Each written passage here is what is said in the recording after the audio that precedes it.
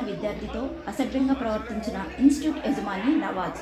వివరాల్లోకి వెళితే వికారాబాద్ జిల్లా ఆర్జీ రోడ్లోని బ్రెయిన్ ట్రీ ఇన్స్టిట్యూట్ యజమాని నవాజ్ను దేహశుద్ధి చేసిన కుటుంబ సభ్యులు, ఇన్స్టిట్యూట్ని ధ్వంసం చేసి పోలీస్ స్టేషన్లో ఫిర్యాదు చేసిన విద్యార్థిని కుటుంబ సభ్యులు.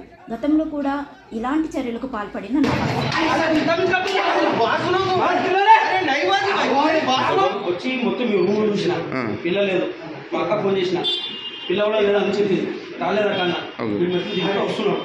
మెట్లు దిగుతూ వస్తే మా మరదలు వచ్చిందని మా అక్క కూతురు వచ్చిందని అడిగితే न्या भाई ऑटो लेट हुआ होगा, एक बार ऑटो का जाके पूछो వీడు మీకే దిగుతున్నాడు, మెట్టు దిగుతున్నాడు. నేను మీకు వస్తే మా పిల్ల మీనే ఉండదు. అయితే కైకు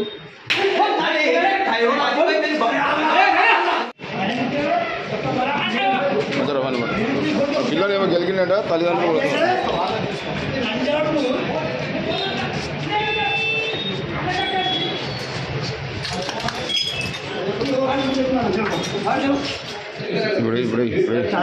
अरे पूरा भाई कुर्ता